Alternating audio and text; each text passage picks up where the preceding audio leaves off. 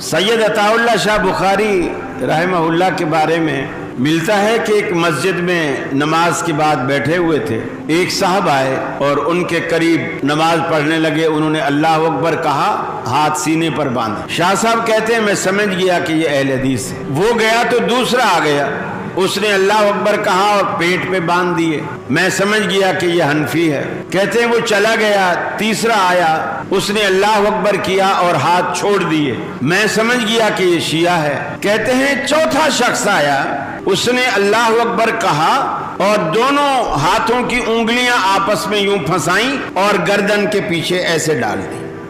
تو میں پریشان سوچ سوچ کے میرا سر چکرا گیا کہ یہ کون سا مسلک ہے؟ میں باقی سب کو جانتا ہوں، لیکن گردن میں ہاتھ ڈالنے والا مسلک میرے سامنے پہلی مرتبہ آیا ہے، میں ان کو نہیں جانتا۔ فرماتے ہیں جب وہ شخص نماز سے فارغ ہوا تو میں ان کے قریب تھوڑا ہوا اور میں نے پوچھا بھائی باقی تو سارے مسلک والوں کو میں جانتا ہوں، لیکن یہ جو گردن میں ہاتھ ڈالنے والا تیرا عمل ہے یہ میرے سامنے پہلی دفعہ آیا ہے، یہ کون سا مسلک؟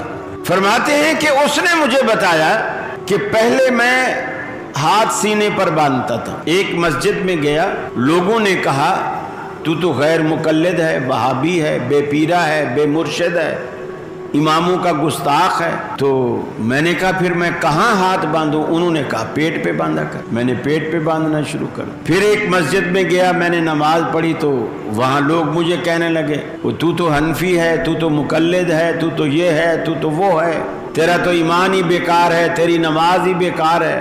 میں نے کہا میں کیا کروں؟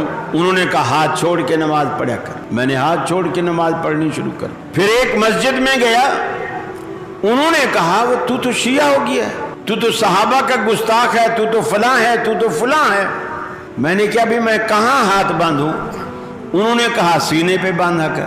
تو میں نے کہا سینے سے تو میں چلا تھا، جب بھی لوگوں نے مجھے کافر کہا، پیٹ پہ باندھے جب بھی کافر کہا، ہاتھ چھوڑے جب بھی کافر کہا، میں تو کسی طرح مسلمان نہیں رہا۔ میں نے لوگوں کے کفر کے فتوے سے بچنے کے لیے میں نے ایک نیا طریقہ نکالا ہے، اس کا نہ کسی کو پتا ہے نہ کوئی مجھے کافر کہتا ہے، ہر کوئی سوچ سوچ کے پاگل ہوتا ہے کہ یہ کون سا مسلک۔ تو میں گردن میں ہاتھ ڈال کے جب سے نماز پڑھنی شروع کی ہے تب سے لوگ مجھ پہ اب فتویٰ نہیں لگاتے، ان کو پتہ ہی نہیں کہ یہ کون سا مسلک ہے۔ یہ بات کرنے کے بعد شاہ صاحب رحمۃ اللہ علیہ فرماتے ہیں علماء نے دین کو اتنا پیچیدہ بنا دیا ہے کہ لوگ اصل دین کو چھوڑ کر ان کے فتووں سے بچنے کے لیے نئی راہ تلاش کرنا چاہتے ہیں، نیا راستہ تلاش کرنا